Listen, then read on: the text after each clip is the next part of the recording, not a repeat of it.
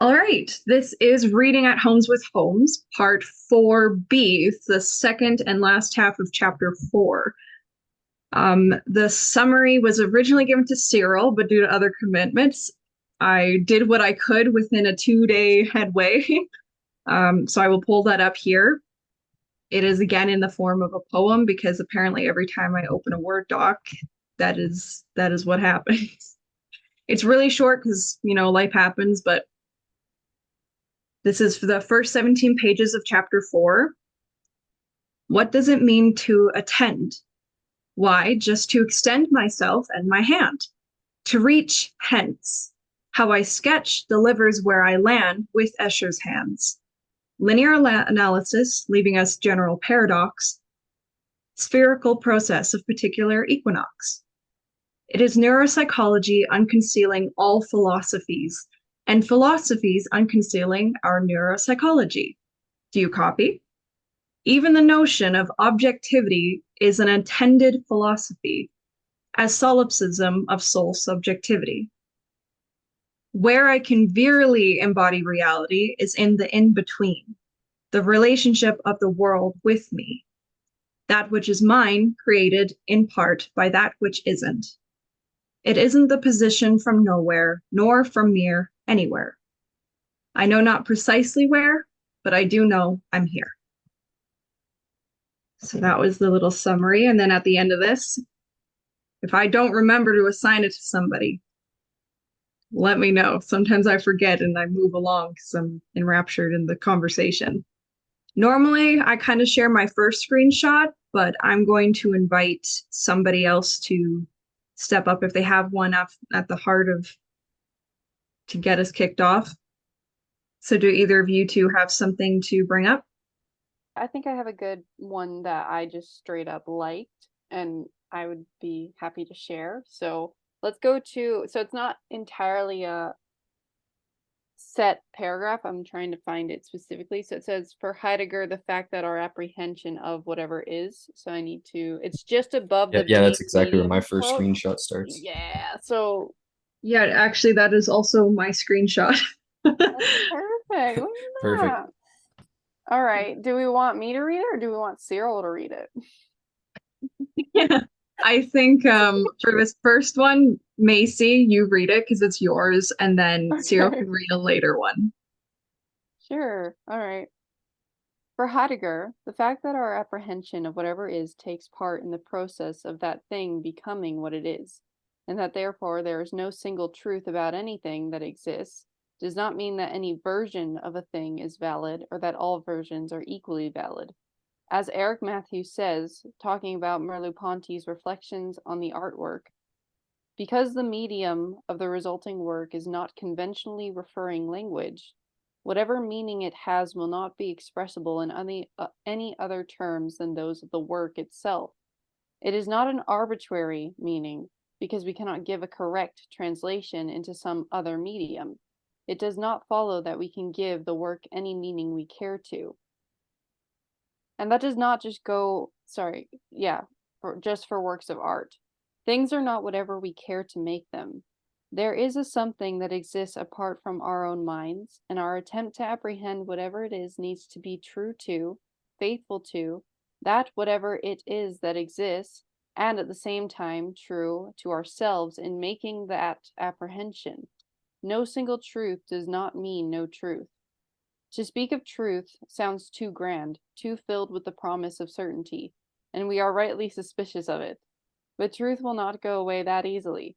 The statement that there is no such thing as truth is itself a truth statement that implies that it is truer than its opposite, the statement that truth exists. If we had no concept of truth, we could not state anything at all, and it would even be pointless to act. There would be no purpose, for example, in seeking the advice of doctors, since there would be no point in having their opinion, and no basis for their view that one treatment was better than another. None of us actually live. None of us actually lives as though there were no truth. Our problem is more with the notion of a single, unchanging truth. The word true suggests a relationship between things, being true to someone or something, truth as loyalty. or something that fits, as two surfaces may be said to be true. It is related to trust, and is fundamentally a matter of what one believes to be the case. The Latin word verum, true, is cognate with Sanskrit, word meaning to choose or believe. The option one chooses, the situation in which one places one's trust. Such a situation is not an absolute. It tells us not only about the chosen thing, but also about the chooser. It cannot be certain. It involves an act of faith, and it involves being faithful to one's intuitions. For Heidegger, being, seen, is hidden, and things as they truly are, I'm not saying that, can be unconcealed only by a certain disposition of patient attention towards the world. Emphatically, not by annexing it, exploiting it, or ransacking it for congenial meanings in a spirit of anything goes. Heidegger related truth to the Greek concept of aletheia. Is that how you say it? Literally unconcealing. In this concept, a number of facets of truth are themselves unconcealed. In the first place, it suggests something that pre-exists our attempts to discover it. Then it is an entity defined by a negative, by what it is not, and in opposition to something else, unconcealing. It is come at by a process, a coming into being of something, and that process is also importantly part of the truth. It is an act, a journey, not a thing. It has degrees. It is found by removing things rather than putting things together.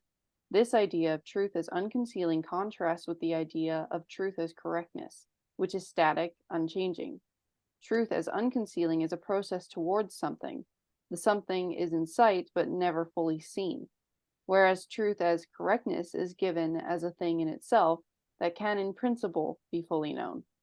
For Heidegger, truth was such an unconcealing that it was also a concealing, since opening one horizon inevitably involves the closing of others. There is no single privileged viewpoint from which every aspect can be seen. It may be true that, to quote Patricia Churchland, it is reasonable to identify the blueness of an object with its disposition to scatter, electromagnetic waves preferentially at about 0.46, I forgot that unit, emphasis in the original. That is, I suppose, a sort of truth about the color blue. That is one way in which blue discloses itself. Most of us would think it left rather a lot out.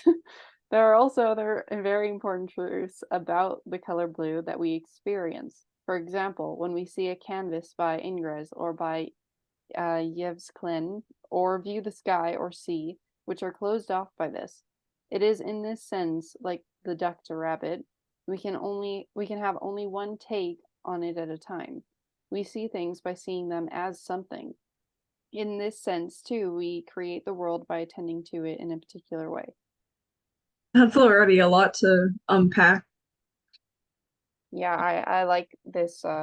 It's actually, I didn't realize that this is a pretty good introduction because there were even some keywords in here where like dispositions or where is it? Identification. There are little things that he talks about later on in this that we can come to that actually kind of play into the process of why he's describing it this way. And I didn't notice that before.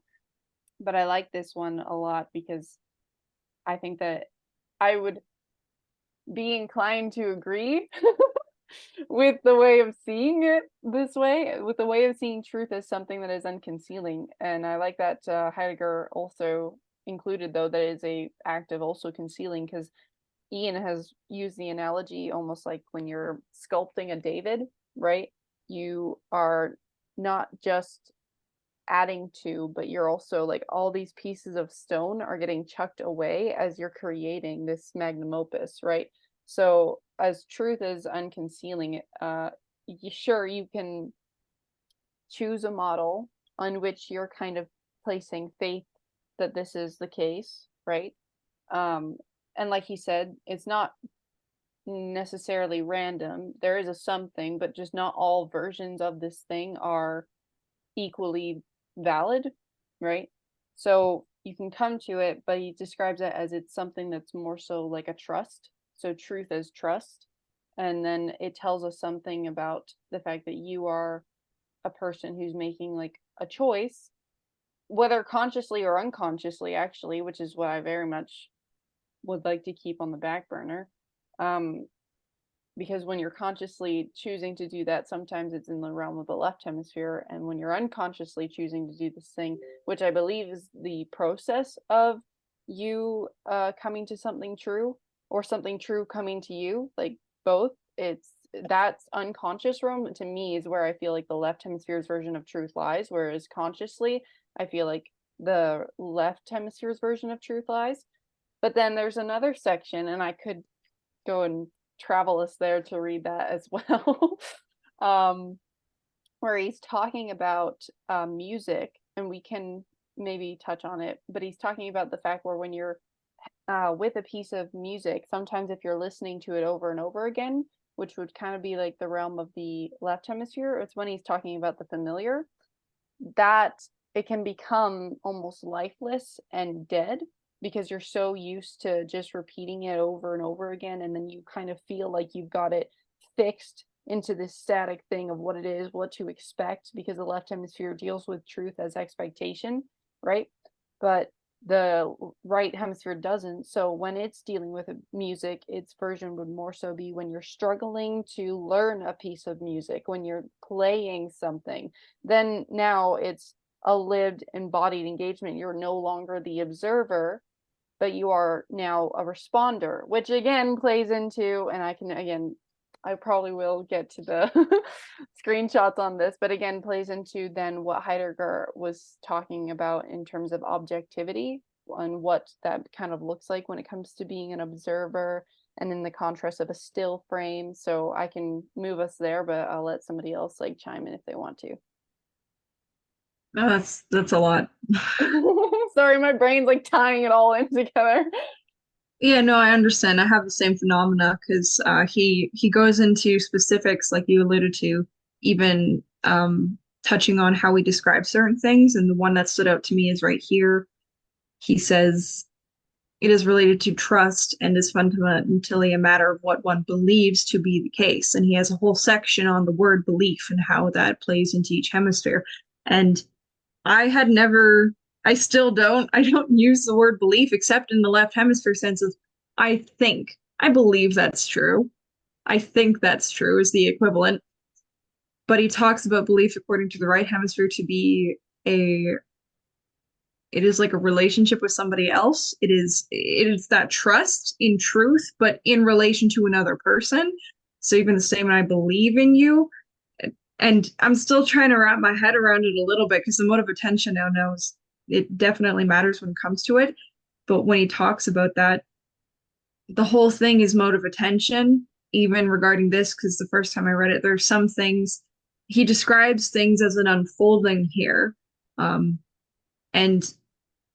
an unfolding, depending on the mode of attention, can either be described as he says, as a, pulling something out of, like a reduction, because unfolding is in a sense of, well, to me unfolding is an expansion, but that's me. I could just be getting caught in the words of the way that he chooses to describe it. You're getting, so it's in all actuality, the answer is in how you just walked into the whole statement. Same even with Macy is this is you guys are already in the assessment, so you're reading it from a scrutinizing position. So because you're coming at it from a scrutinizing position, belief is getting put into a different facet. That's belief according to categorization. That's not belief as in the essence of the experience. Because when you're in the position of a belief as a lived experience, then you're not really so much worrying about that. That's the extending the hand to the stranger. There are certain beliefs that you share as a human being because of the commonality that was when we had our previous episode, we were talking about, and we've mentioned it tons around the house, is you're outsourcing that truth. You have to start from initial place on your own as an entity in the world meeting you and you meeting the world. When you land in the scrutinizing, then you're taking your belief and you're making it still in whatever it is that you're engaging with. But the initial act is this known thing that needs to be done. It just needs to be done. It's the, why do we climb mountains? Because they're there, you know. Why does the chicken cross the road? Because it's better on the other side from the chicken's point of view. Now, what are the factors that go into that? Well, then you can stop to scrutinize what that faithful or belief brought to a motivation. But the thing is that now the minute you do that, you handed it over to the left hemisphere. So the initial envelopment of belief is an act of faith, because there is an outcome that's uncertain. There's much to still be discovered. Hence why the literature that Heidegger is making reference to with an uncovering, an unfolding. You believe the vision is in the, otherwise why chip away at a piece of marble to get David or the Madonna? Or it's like there is the belief and faith of instinct that is the right hemisphere's version of belief. And then there's scrutinizing why the belief is necessary. What's the utility of this belief? We're sitting here and we're looking at Gilchrist's written literature about Heidegger and how this plays into the hemispheric proclivity. So now we've gone into an analytical state. And when you realize that the minute that you know that you've made that adjustment, then that starts to create the paradox a little bit. It's like, just when you're saying, I'm still trying to figure it out. And so that was it. It was like right there in real time. That was watching the right hemisphere go to the left, and then the left trying to figure out the right hemisphere's instinct of the whole thing, why you liked it, what about it were you drawn to, right? And then here we go into analysis using our words, which, as we know from previous chapters, was Gilchrist is like, it's unfortunate because I have to use words, put it into still frame in a book in order to help convey this thing that we actually do. But it's in order to help us understand a better version of ourselves, like where the master, the emissary, how that symbiosis truly unravels. But yeah, I that's my think take that on it. I think it's a good segment to actually go to. May I go to page 161? And I think that I'll take us towards a bit of the two worlds, where when he talks about seeing the world. Are we active choosers, or are we passive receivers? And it's actually quite a large segment, so I don't know if I'll be able to read all of it, but I'll do my best. So let's see. Well, if it's large, then why don't we hand it over to Cyril? Right. If the left hemisphere processes consistently seems to run up against the limits of its own method and needs to transcend them, that is convincing evidence that the reality is trying to describe it. It is trying to describe is something other. The fact that in the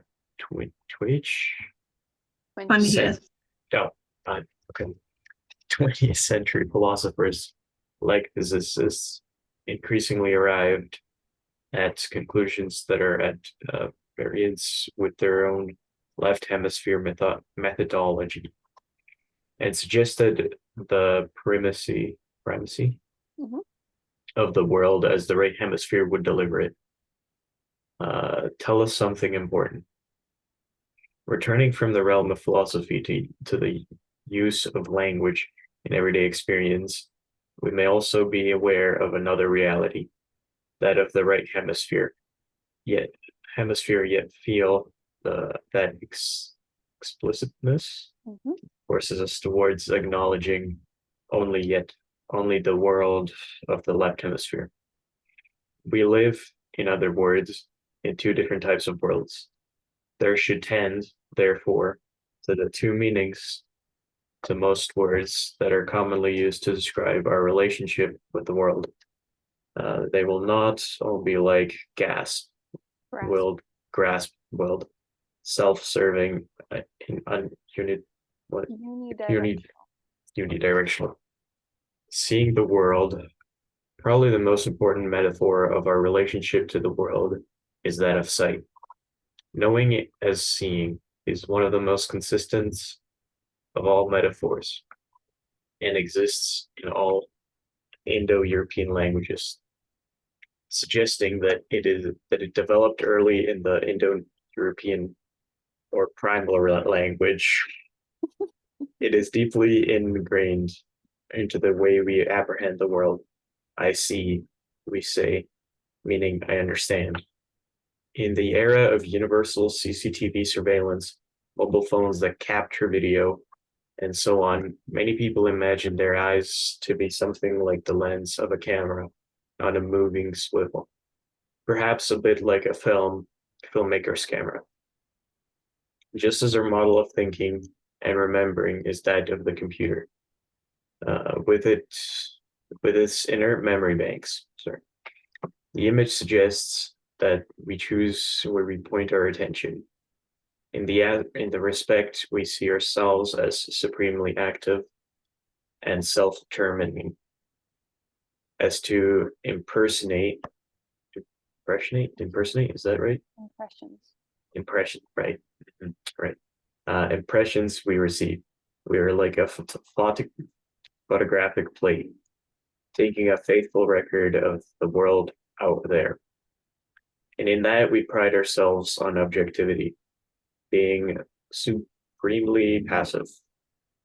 The processes of linear unidirectional acquisitive, and is the left hemisphere, vision of vision. But the camera model is just as misleading and restrictive as the computer model. We know that we neither are as active in choosing where we direct our attention, nor as passive in the process of seeing, as this account suggests. There's another story to be told about seeing, and it is one that is better supported by neuroscience. It is also more keeping with the right hemisphere's view of the world. According to this view, we are already in a relationship with the world, which helps to direct our attention, and which also means that we bring something of ourselves to the process of creating a vision of the world.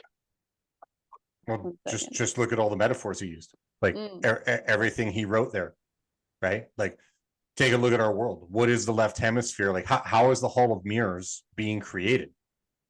Cameras, the all-seeing eye of Sauron, right?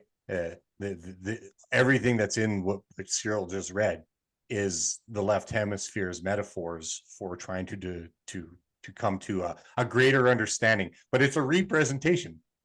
Can you go to 163 for a second? Because it's in the Are We Active Choosers, and I think it just gives enough relatively okay glimpse into that question, because what he's basically going into is, as we just read, it's like we know that we are neither as active in choosing where we direct our attention, nor as passive in the process of seeing, as this account suggests, right? So he's kind of trying to see that it's not necessarily that our way of seeing the world is presented as this model of the camera lens, right, where we are supreme active choosers of what it is that we garner, but also it's just like we take it in as passively, right? It's like that's not necessarily true. And then he kind of provides maybe some sort of lived experience thing, type of experiment that actually happened that kind of supports this. So you can go to In a Now Famous Experiment by Simons and Chabris, which I believe 163 is where I have it. I can read that. In a now famous experiment by Simons and Chabris, subjects were asked to watch a short video clip showing a basketball game in a relatively confined indoor setting. They were asked to count how many times one team took possession of the ball. When asked afterwards, most observers were completely oblivious of the fact that a figure in a grotesque gorilla suit walks into the middle of the melee, turns to face the camera, beats his chest with his fist, dances a jig, and strolls nonchalantly out the other side of the picture. Something so comically blatant on second viewing, once one knows what to expect, that it is hard to believe one could really have missed it. As they and others have neatly and dramatically demonstrated, we see, at least consciously, only what we are attending to in a focused way, with the conscious left hemisphere. Since what we select to attend to is guided by our expectations of what it is we are going to see, there is a circularity involved, which means we experience more and more only what we already know. Our incapacity to see the most apparently obvious features of the world around us, if they do not fit the template we are currently working with, part of what Noe and O'Regan have dubbed the grand illusion. is so entrenched that it is hard to know how we can ever come to experience anything truly new. Cognitivists say that we can recognize, and therefore know something only if we have already got the model of it in our brain. That does perfectly describe left hemisphere processes, but it would mean that we were forever trapped in the re-presented, no longer alive, world of the left hemisphere's knowledge, forever re-experiencing the familiar, the world forever going stale. We'd be back to the Hall of Mirrors. It doesn't explain, either, how we get to know something in the first place. For the model to get into our brain at all, it's Escher's hands again. Sure, that this experiment is used all over the place, right? Jonathan Haidt has used this work, Gad Saad has used this work. Currently, the book that I'm doing that Will had recommended, Thinking Fast and Slow, also talks about this. What's intriguing is that this type of understanding based on this experiment, because you've seen even you know, those like that Quebec comedy show Just for Laughs, and they would literally have somebody, you know, with a map, and they'd come up to someone to like ask for directions, and then the map would be, the person would focus on the map to figure out where they were, and then another person would come up and hold the map, and then the person would actually answer the question about where they were and give it to an entirely different person. Sometimes it was like, it was a woman that came up and asked, and they switched it out for a dude. And it's like the person that got so engrossed to getting the answer right, left hemisphere's mode of attention, focus, looking for absolutism, the context got completely ignored, that you just had another human being totally enter the entire zeitgeist of the situation, and then you didn't notice it. And that's the thing that gets exploited for all of us, that like our media does this, like this is a part of that Hall of Mirrors that we're talking about. And this is why this is being put in, because one of the things I do is, with all the different literature now that we're looking at, is I'm finding myself going, Gilchrist is trying to help us solve a riddle about ourselves, so that way we see the magic trick, and the magic trick of ourselves. And it does, and then there's some of the things, it's like that if you think propaganda doesn't work on you, it already worked, right? Yeah. Because they know this, like the people that are capable of creating the magic trick or the trap, they know how to manipulate the left hemisphere, because it's the left hemisphere doing it. It's begetting itself in the rotation of things. And that's what I see in this, in everything that we've just written here. It's absolutely fantastic. But it also, it's a sobering how would you put it, sort of reality check, the know thyself, the know what you are, to better negotiate who you are. Yeah, like the foundational principle of any magic trick is attention capture, right? Like you think that something amazing is happening over here, but the real trick is somewhere off to the side. So if you have nefarious individuals seeking to manipulate, one of the first things that they're going to attempt to do is capture your attention, and then help bend you to their will based on the way you'll react because of the way they captured your attention. So if attention is a moral act, then we ought to guard our attention a little bit more carefully, and try to figure out the right things to pursue for the betterment of ourselves and our feathermen. Yeah, I have a screenshot that pretty much, it's right here, just builds off of what both Dad, Macy, and you, Kyle, alluded to. And he's trying to help solve the problem, like Dad said. He says the left hemisphere will never help us here. So he uses that because he's, again, trying to help us. He says it is the task of the right hemisphere to carry the left beyond to something new, something other than itself. The left hemisphere's grasp of the world is essentially theoretical and is self-referring, Hall of Mirrors. In that respect, it gives validity to the postmodern claim that language is a self-enclosed system of signs, but if and only if it is a product of the left hemisphere alone. By contrast, for the right hemisphere, there is, as Johnson said, of theories about literature, always an appeal open to nature. It is open to whatever is new that comes from experience, from the world at large. The corollary of this impact of expectation on attention is that the left hemisphere delivers what we know rather than what we actually experience.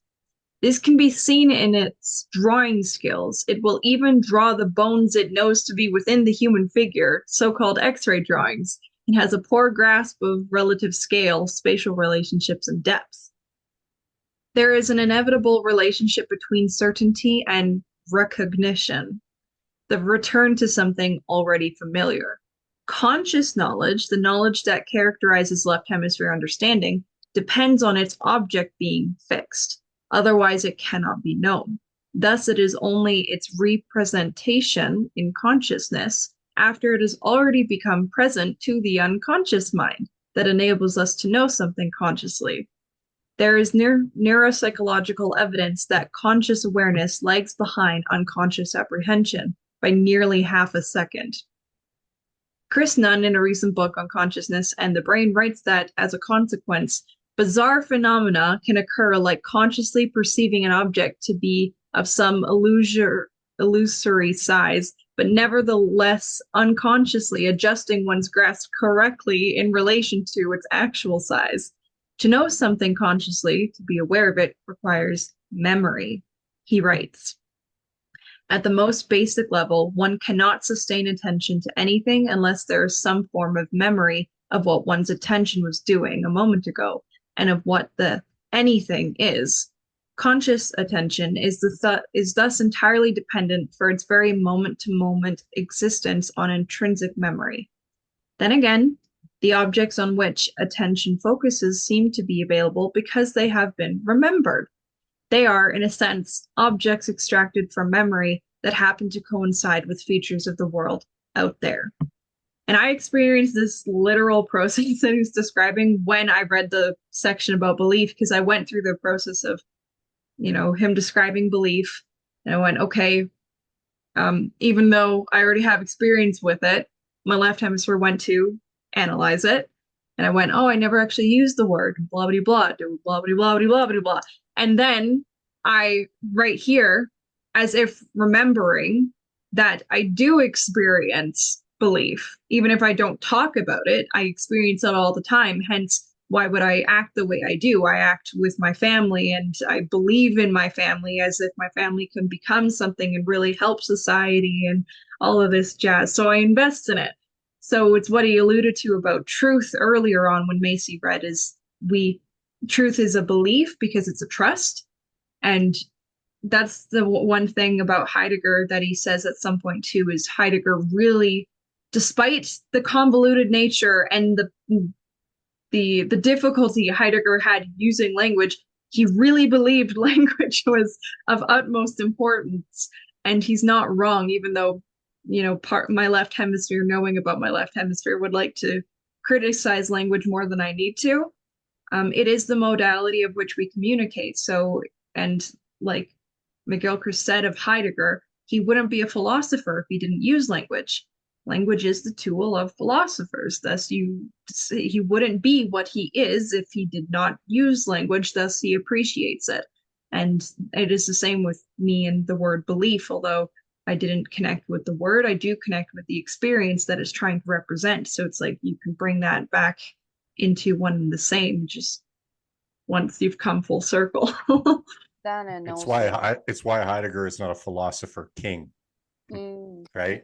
That's because philosophers do this thing, but the ones that we find ourselves like, why are some of our most instinctual heroes?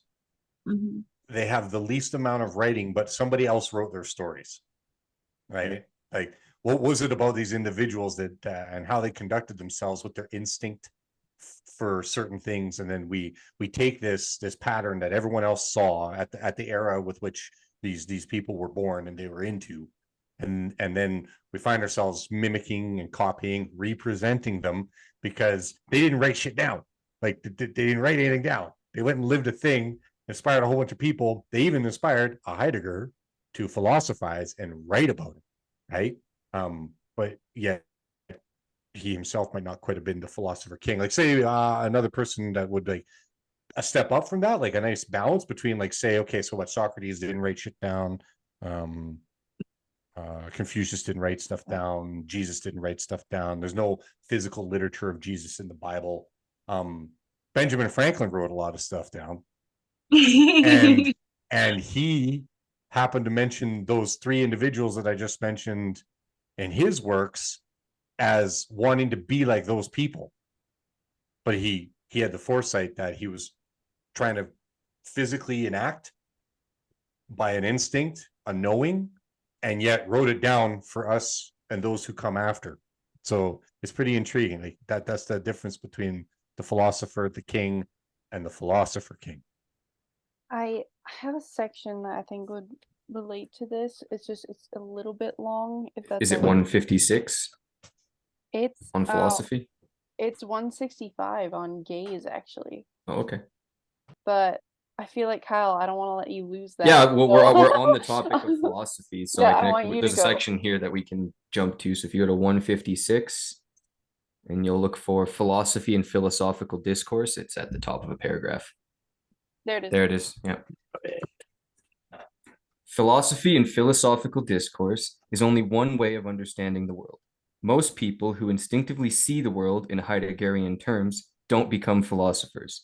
Philosophers are self-selected as those who feel they can account for, or at any rate sensibly question, reality in the very terms that would need to be transcended if we were to do justice to the right hemisphere's reality. There are notable exceptions, however, Schopenhauer, I don't think I said that right, being one of them. As Heidegger and Wittgenstein made terms with poetry, Schopenhauer believed that the meditations of art in general, but particularly music, more directly able to reveal the nature of reality than was philosophy. He also believed in the importance of compassion and religious enlightenment in doing so. Interestingly, from our point of view, he said that the philosophical astonishment is therefore at bottom perplexed and melancholy. Philosophy, like the overture of Don Juan, Mozart's Don Giovanni, begins with a minor chord. In view of the associations of melancholy, music, empathy, and religious feeling with the right hemisphere, the observation acquires a new significance because I believe that despite appearances, philosophy begins and ends in the right hemisphere, though it has to journey through the left hemisphere on its way. It is still true that Heidegger, while doing all that he can to use language to undermine language, persists in according a primal role to language in being. It is often asked, why not music? Perhaps the answer is personal. If he had not thought language of primal importance and himself instinctively seized on language rather than music or the visual arts as his medium, he would not have been a philosopher. All the same, starting from the modes of operation of the left hemisphere, language, abstraction, analysis, Heidegger remained true to what he perceived was constantly hidden by the left hemisphere's view. He did not, for once, let it be swept away, but with extraordinary patience, persistence, and subtlety, allowed it to speak for itself, despite the commitment to language, abstraction, and analysis, and thus succeeded in transcending them.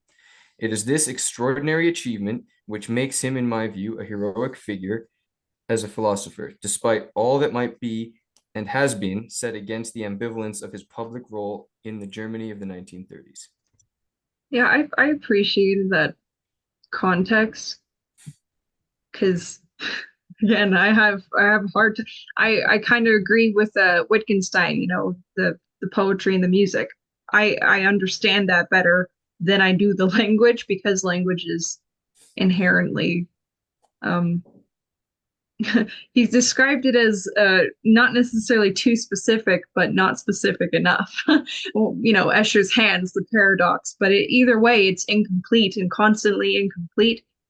It doesn't connect with me personally as well, so I have a hard time relating to even the Heidegger, because he really believes in language but his pursuit was absolutely like what Kyle you just read. It's philosophy starts with the right hemisphere because it's a pursuit of trying to understand what we already experience, what already manifests in the world, and then it ended with the open-endedness and the process continuing on by him still trying to figure it out, even though he uses language to do said thing. Yeah, that's what I like so much about the start of it, right? Is philosophy and philosophical discourse is only one way of understanding the world, right? It's not that you would do away with your art and your poetry and your music. It's just you don't pick your interests, so you'll be drawn to whichever of those mediums you think you can best navigate and help the world if that's truly your intention. If you're a great orator, you're going to speak about things. If you're a fantastic musician, you're going to write impactful music. So you just don't do away with all the other mediums and try to consider them and give yourself more context. I'm not sure where it was, but I remember a part where they were describing Heidegger as the type of person where he's tying threads through a forest kind of thing. He's the type of individual where he embodied the right hemisphere, even though he was trying to use the modes of the left. But what Gilchrist is saying that he never though he never let go of the fact that there was a hiddenness to what he was pursuing, so he never had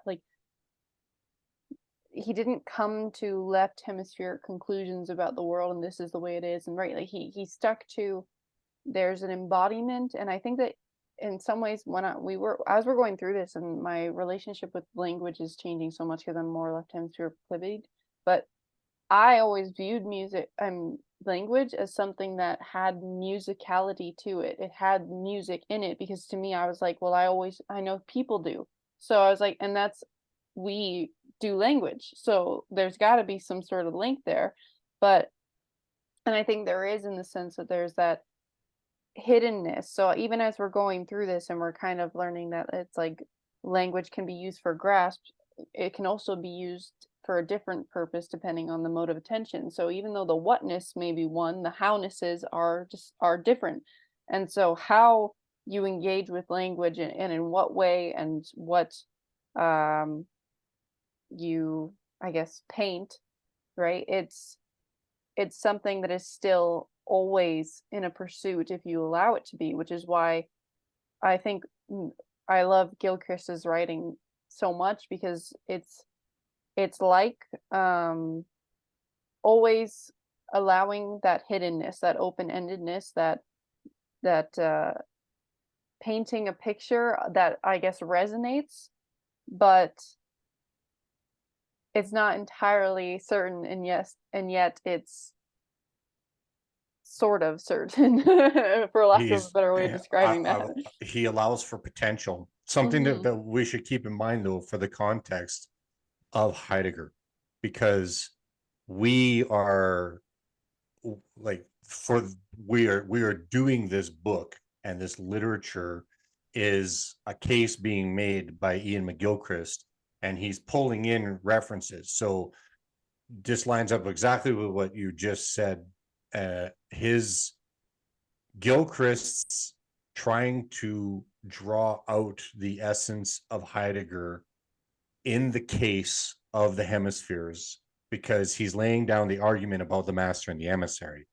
Heidegger himself, the individual, the historical character, is another topic of discussion, because that era with which he was in, we also have a lot of other nefarious minds that were on the scene, the sort of early transcendentalists and whatnot, or theosophists, and so a lot of this stuff, there's individuals that are downstream, and Gilchrist is not keeping this type of context in mind. There's nothing in this work that has anything to do with geopolitics, cultural manipulation. Like there is, as in, we know what the left hemisphere will do with those things, right? And Gilchrist doesn't quite lay out that case, because he makes reference to all sorts of individuals that we know through other historical literature that we're working on, through CanadianPatriot.org, Matthew Arias, Cynthia Chung's work, and their books.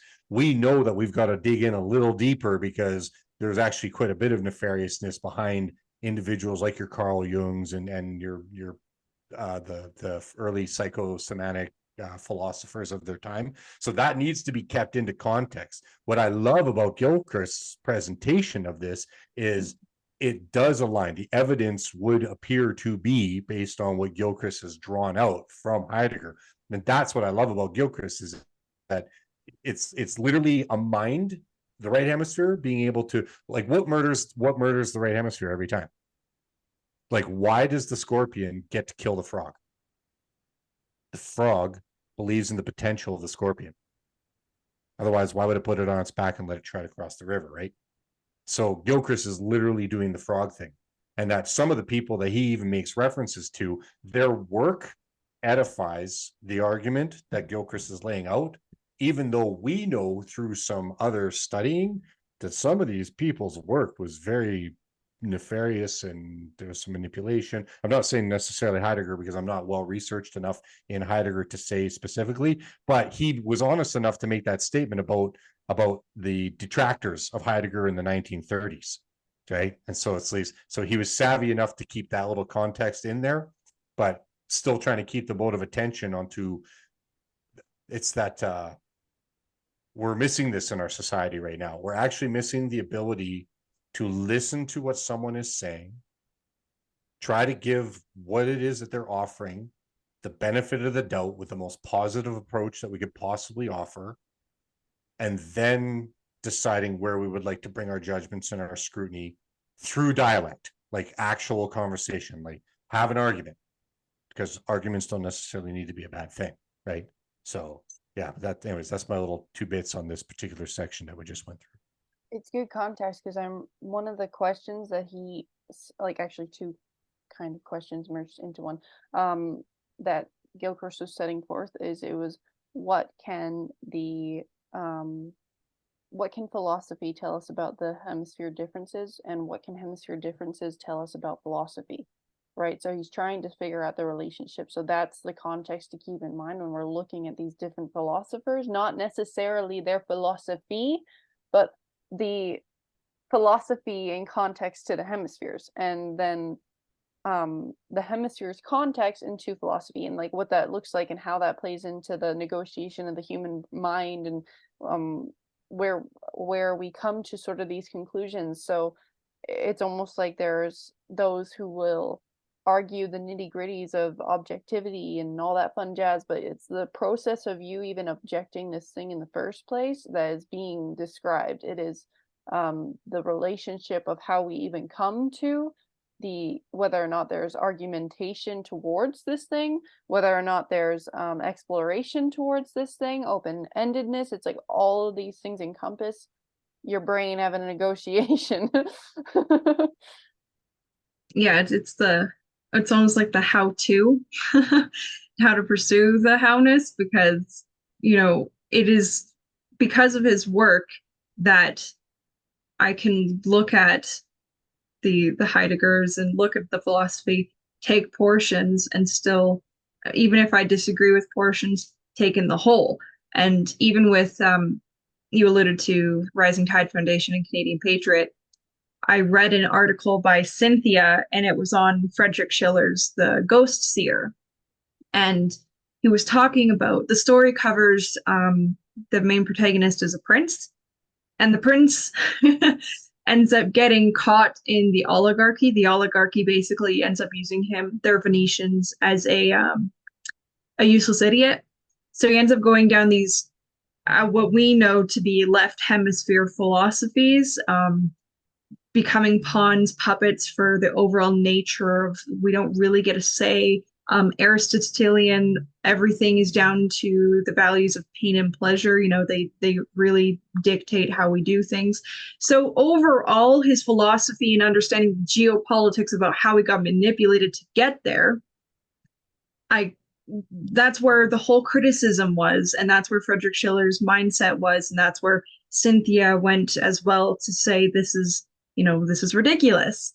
Yet when she was reading, because she actually put portions of the dialogue between the prince and then another character, when he was talking, although I could still see the grander scheme of things, there were certain things that he was saying which, depending on the context, wasn't to be criticized. It actually held validity. So it's, even though he is overall misguided or guided to the left hemisphere mode of attention, and that is the light of which he's seeing things, that doesn't discard everything he's saying as complete and utter nonsense, because he would talk about certain things like the postmodern argument. McGilchrist, in the very first section, Macy said, the whole there is no single truth. Although we all know that is where that statement's coming from in the left hemisphere sort of guys, and it's a negative. but the essence of the statement itself, there were multiple parts where the prince made certain contextual statements where it's like, yes, you're right, it depends on the context. It's not as simple as we like to the paint it, the good and the evil picture and stuff like that. It's how you can look at authors. Like for me, Rachel Wilson, loved her work on feminism, yet she still came at it from a certain light where it would lead you to the devil and Satan, good and evil, as dichotomous and black and white as that statement. Or even Dad, you reading McCullough's work, I believe it is, and then Robert F. Kennedy Jr., and then it would lead to China. So it's like, even though the mode of attention overall will lead you somewhere, you can still bring your own mode of attention to it because you're in relation to their mode of attention. So his work teaches you how to keep that in mind. And that's why I knew my left hemisphere was getting stuck in the words and the description of belief and the way Heidegger would describe certain things as it's like a reduction and a taking apart. It's like I can still embody what he's saying because he embodied it in the same way. So I can still, that still resonates through time, so to speak. Yeah, you want to, it helps with, as we use around the house, right? Like, give the left hemisphere its voice. You've got to give it the floor.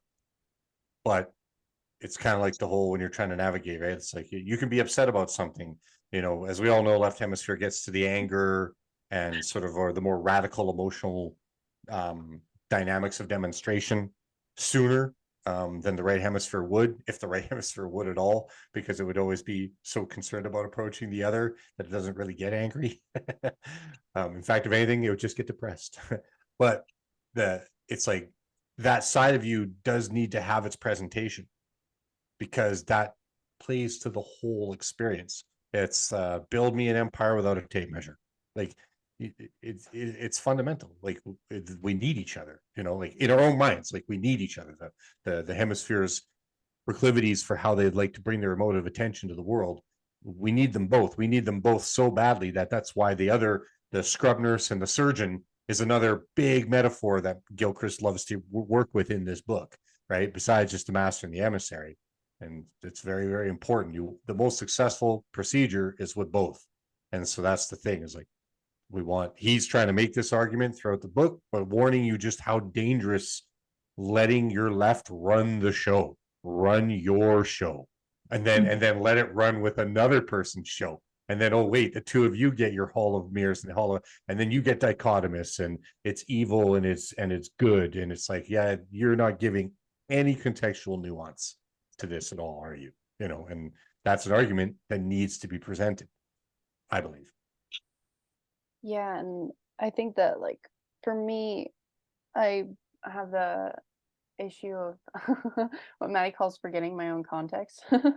But what happens with my relationship with people is I will quite literally, like, almost I do that thing that a therapist would do with their patient, which is I inhabit that person and I become them almost, and like I completely negate my own, and I become the observer, which is still technically like, so again, it's both, right? It's like I become observer for right hemispheric means, which is hilarious, right? But it's still through the left hemisphere process, and which is hilarious.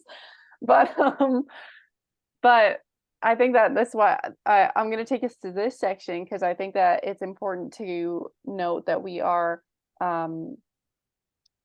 what will be described later, right? This is me giving context to what I'm about to kind of read, but that we are also active responders to, not just observers to the world, or with the world, actually, is more a better way of saying that. So go to 152,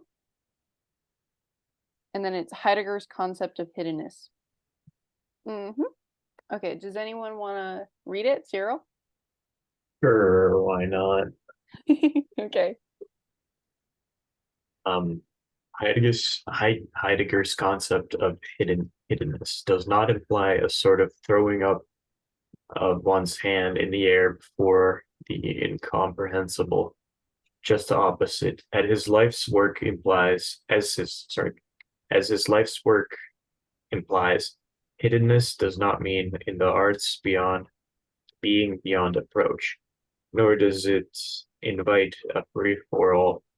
Instead, it suggests that what is understood by the right hemisphere is likely to be uncomprehended by the left. Heidegger's somewhat gnomic saying in, yeah, I don't speak whatever that is. Blah blah blah blah. In unconcealment dwells hiddenness and safekeeping. Oppositely, meant draws attention to the stimulus, hiddenness, and radiance of truth in works of art. The meaning is presented wholly in the work of art, cannot be extracted from it or dragged into the daylight, but is perfectly projected in there where it is. One night compare within work. Sorry.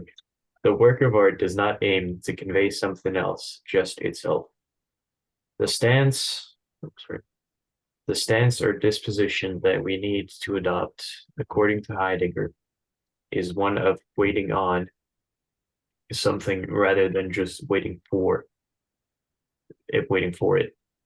A patient, respectful nurturing of something in disclosure, in which we need already to have some idea of what it is that will be done. George Steiner, compares it to that bending toward of spirit and intellect near, to be seen in that in San Marco,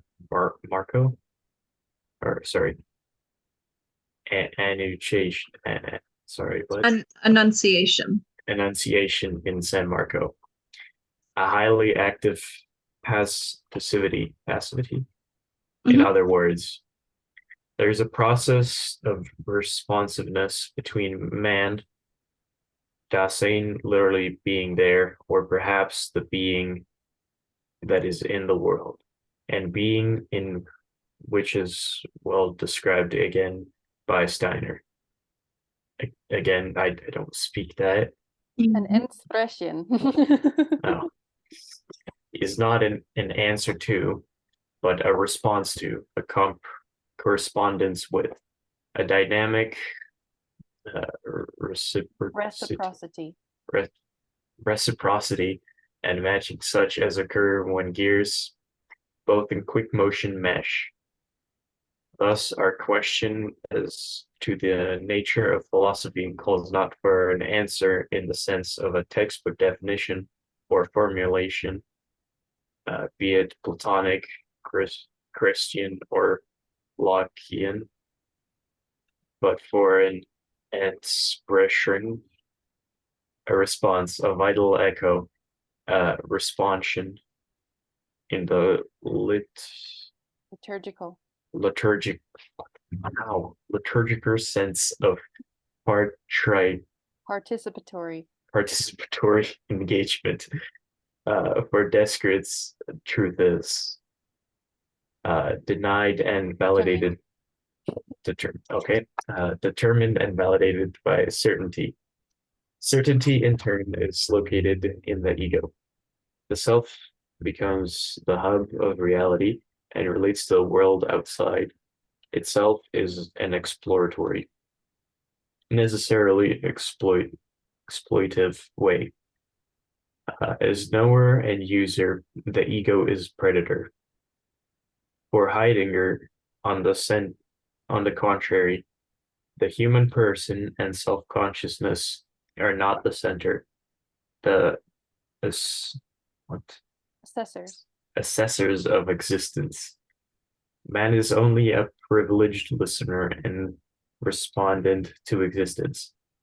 The vital relation to otherness is not, as for Cartesian and positivist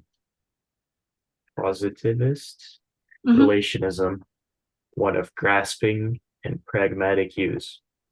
It is relation of audition. We are trying to listen to the voice of being. it is or ought to be a relation of extreme responsibility, custodianship, Mhm. and answerability to and for. Mace, was that it? Well, it goes on to describe, because right, what we just got there was a philosophical standpoint, right? And then he goes on to describe the nature of the hemispheres based on what Heidegger just put there.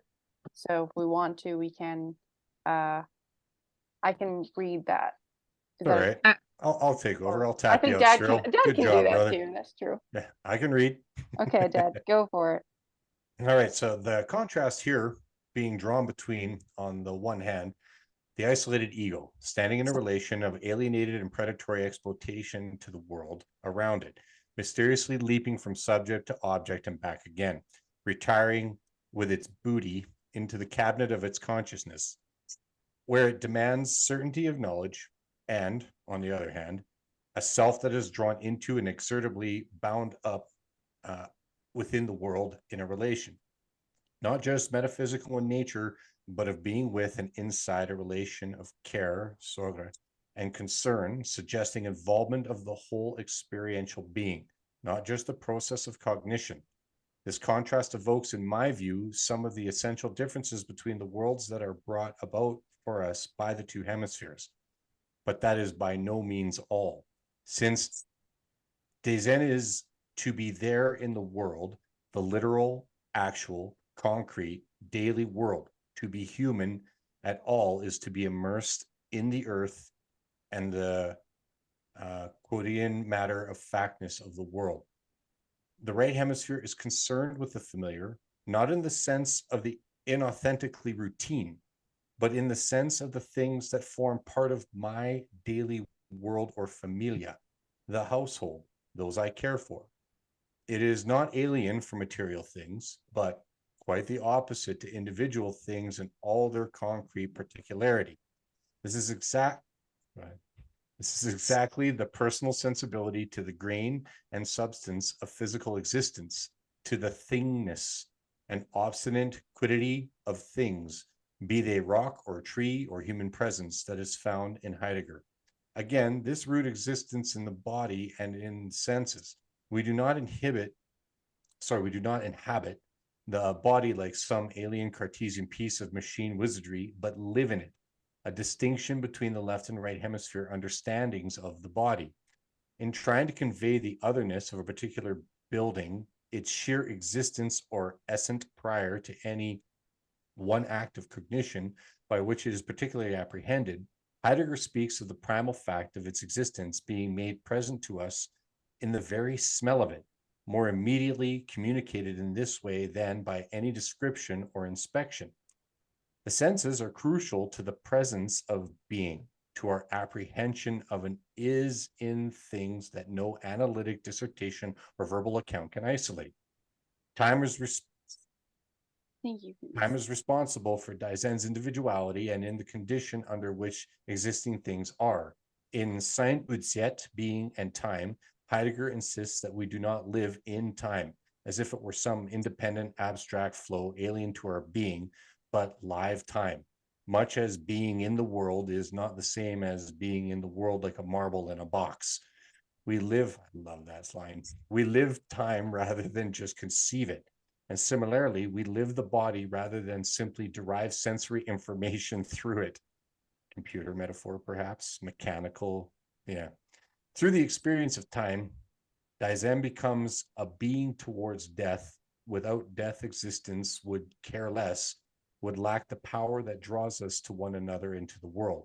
For Heidegger, the nadir in authentic temporality is time as a sequence of instants, the left hemisphere mode, which is opposed to the living time of Daizen and whatever gives it meaning. Well, it's funny, even here, that example about, existence would be careless without death. That's always, I always saw that would be to me the left hemisphere's understanding of the world, because like Dad, you alluded to earlier, the left hemisphere needs the reason to do what we naturally instinctively do. Death is a part of life. The right hemisphere just understands that. The left hemisphere not understanding, why do we do what we do? Why do we exist? Why do we do good things? Why do we create? Why do we unconceal? Why do we unfold? It doesn't understand this. It needs a reason to do the thing. It needs to find the utility. So it would look at death as a necessity to appreciate life.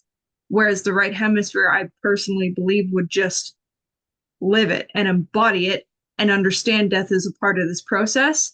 Whereas, seeing death as a need, it's like the dichotomy of pleasure versus pain. It's like you need pain to understand pleasure. You need Aristotle to understand Plato, whereas the right hemisphere understands both are just here. And then there is something that can manifest between the relationship of, rather than a necessity, which is how the left hemisphere would look at it. Yeah, like I think that's why I was getting us to like read this in the first place, is kind of like what we have here is a bit of a relationship between the cognition and yet bodily experience, right? And so I think that when I got us to read this originally, I was kind of relating it to the fact that I would be inclined to agree with the almost like privileged listeners and also responders as well. And respondent to existence, right? It is or ought to be a relation of extreme responsibility, custodianship, answerability to and for, right? And the relationship there, I think, is like, I'd be inclined to say that I feel like that is true according to the realm of the right hemisphere's understanding, which I believe is according to kind of just how he goes on to talk about more of the material and familia, and also living in time. Well, not necessarily like living in time, but we live time. It's almost like that when you're going down this way of viewing the world consciously. You can make the mistake, almost kind of like what Heidegger points out, where your left hemisphere, the self, becomes the hub of reality and relates to the world outside itself in an exploratory, unnecessarily exploitive way, right? And he calls it the ego. I would just call it the left hemisphere. But what you've done is now the self, the conscious self, the thing, the known, the expected, right? It made itself the primary assessor. And in some ways that could be almost like the expert. The master the betrayed, but even though it's of not. existence, right?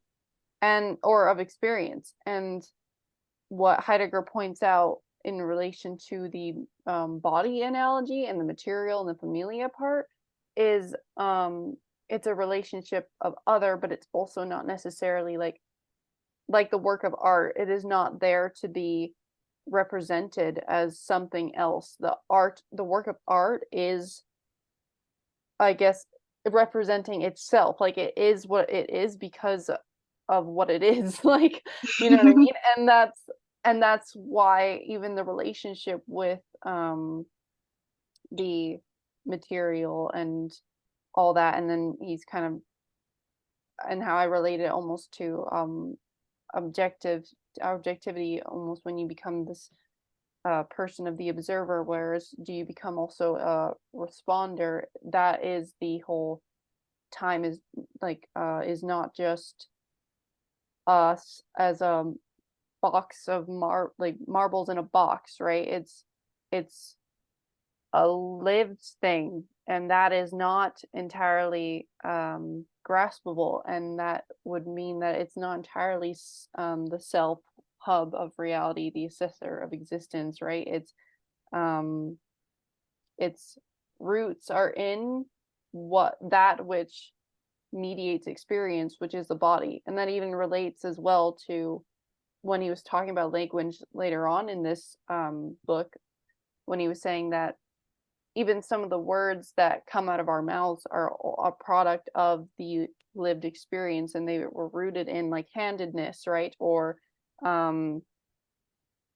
other bodily parts like sight. And when he goes on to talk about gaze, which would be a good segment actually to go on to that, and how that relates to even us saying that we understand something, right? Like I see it, right? So all of it, I feel like, plays in, and I didn't describe it like as fluently as I wanted to, but yeah. If we're, There's a, oh, go ahead.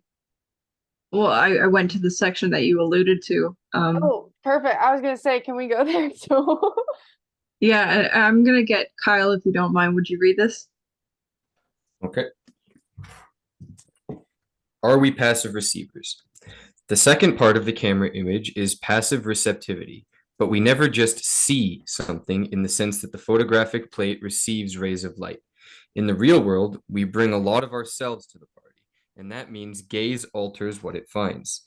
This used to be expressed in the idea prevalent in the ancient world and again at the Renaissance, of the rays that come from the eye from a deep source of life and energy within. Homer describes the beams penetrating as the sun, which come from the eye of the eagle. Of the human eye, Empedocles wrote that when it had been created, the primeval fire hid itself in the round pupil, protected by delicate membranes from the waters flowing around it. And Plato, in the Timaeus, for once seems almost to anticipate the phenomenologists when he writes that a smooth, dense stream of gentle light from the purest fire within us merges with the light from what it sees, so that the one body is formed between ourselves and the object of our vision, conveying the motions of what is seen into every part of our body, our own body and soul. The phrase gazing into someone's eyes goes further and suggests that something actually emanates from our eyes and enters into the object of our attention. As in the Elizabethan conceit of the dart that comes from the lover's eye, or even more, the lovers of dawn ecstasy, for whom our eye beams twisted and did thread, our eyes upon one double string. In those beams from the lover's eye, one can also sense the profound reciprocating communication that the eye offers. In looking, in other words, we enter into a reciprocal relationship. The seeing and the seen take part in one another's being. The camera model is merely that of the left hemisphere, whose sequential analytic grasp of things does not reach to reverberative reciprocal movement. The betweenness of sight. Some famous passages of Herschel were succinctly anticipated by Blake in The Mirage of Heaven and Hell when he wrote, "A fool sees not the same tree that the wise man sees." Gaze is active, all right. Pliny an Elder wrote in his Natural History of the Basilisk, a sort of venomous reptile that could kill with its gaze, and the belief in such a creature was current until the Renaissance. This embodies a truth about attention. The focused but detached attention of the surgeon with the intent to care may easily mimic the focused but detached attention of the torturer with intent to control. Only the knowledge of the intention changes the way in which we understand the act. And if I am its recipient, it changes my self-experience too. It is in fact the detachment with which the detailed plans of the extermination camps were developed, often relying on the expertise of engineers, physicians, and psychiatrists, that makes the Holocaust so particularly chilling. We say and we feel that the human being is reduced to the status of a machine, or of a part in a machine, and in doing so we acknowledge that the object is changed by the way in which it is attended to. Even with a corpse, the mode of attention alters what is found. In China, the body, including the dead body, is viewed as an organism. Once attacked with a scalpel, however, it reveals itself to be made of apparently divisible parts. Science must above all divest itself of what will distort. Of course, to abandon ourselves to every personal whim or passion could never lead us to any kind of shared truth. But achieving such lack of distortion is a much more subtle process than it may appear. Objectivity requires interpretation of what one finds, depends on imagination for its achievement. Detachment has a deeply ambiguous nature. The cool, detached stance of the scientific or bureaucratic mind ultimately may lead where we do not wish to follow. and the relationship implied by the left hemisphere attention brought to bear through the scientific method with its implied materialism is not no relationship, merely a disengaged relationship, implying incorrectly that the observer does not have an impact on the observed and is not altered by what he or she observes.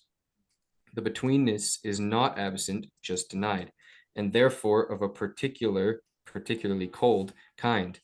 We cannot know something without it being known to us. We cannot see what it would be like if it were not we that were knowing it. Thus, everything we apprehend is the way it is because we see it in that way rather than another way. When science adopts a view of its objects from which everything human has thus far as possible been removed, bringing a focused but utterly detached attention to bear, it is merely exercising another human faculty, that of standing back from something and seeing if it is this detached, in some important sense, denatured way. There is no reason to see that particular way as privileged, except that it enables us to do certain things more easily, to use things, to have power over things. The preoccupation of the left hemisphere. The right hemisphere's gaze is intrinsically empathic, by contrast, acknowledges the inevitability of betweenness. In fact, it is the fact of gaze normally being an empathetic process that makes the detached stare so distinctive. Merleau-Ponty wrote, "An eye for me is a certain power of making contact with things and not a screen on which they are projected. The other's gaze transforms me into an object, and mine him. Only if both of us withdraw into the core of our thinking nature, left hemisphere, if we both make ourselves into an human gaze, if each of us feels his actions to not be taken up as understood, but observed as they were an insects. This is what happens, for instance, when I fall under the eyes of a stranger. But even when the objectification of each by another's gaze is felt as unbearable only because it takes place of a possible communication." Elsewhere, Merleau-Ponty refers to the moment of approach when vision ceases to be solipsistic, and the other turns back upon me the luminous rays in which I had caught him. I do pick up a right again here because Dad talked about he alluded to archetypes, things that are lived, and we all understand them and experience them, yet we know that even I'll just read it because it's right here. How we see the world alters not just others, but who we are. We need to be careful what we spend our time attending to and in what way. Participants in a general knowledge quiz were primed in one of three ways: by engaging in activities that made them think about the stereotypes of professors, secretaries, or hooligans. Those primed with the professor stereotype scored 60%. Those primed with the hooligan stereotype scored only 40%. And those primed with the secretary stereotype scored somewhere in between. In another test, those primed with punk stereotypes were more rebellious and less conformist than those primed with accountant stereotypes. Similarly, after playing a realistic and aggressive video game, participants, especially young men, became more likely to respond aggressively if provoked. People primed with stereotypes of elderly people, such as sentimental, gray-haired, playing bingo, become more conservative in their opinions. Those primed with politician stereotypes become more long-winded. If primed with positive associations of the aging process, such as wise and experienced, elderly people perform better on memory tests than those primed with negative associations, such as senile or demented. Nurses working with elderly people who are, if you like, in a state of perpetual priming, performed worse on memory tasks than those who had infrequent contact with old people.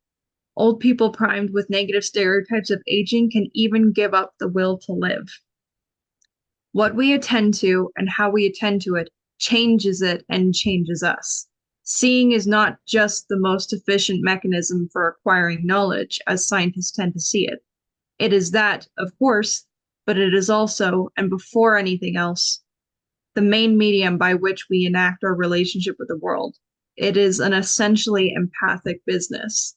And that's kind of what, Macy, you were alluding to, is you're going at, you're trying to understand other people. It's like that is an empathic thing, embodying the other person to understand where they're coming from. And that's something I understand now that our family does. Whenever we meet people, we really do go into their world. We let them take us wherever they want to so we can better understand them before, as a clan, we come back to do the left hemisphere thing and try and map it out, put it on paper so we have an understanding before we go back into the world and throw ourselves back into the fire, because we can't not. But it's just that understanding. That, and also being aware of the fact that, like, the most crucial thing is you are the one that is involved in this thing, in this attention, and whatever it is that you are doing, and the way that you're analyzing, or even the way you're not analyzing. And I think that that is like the biggest thing for me, because even just now I noticed that at the very end, when it says it is that, of course, but it is also, and before anything else, the main medium by which we enact our relationship with the world. It is an essentially empathic business.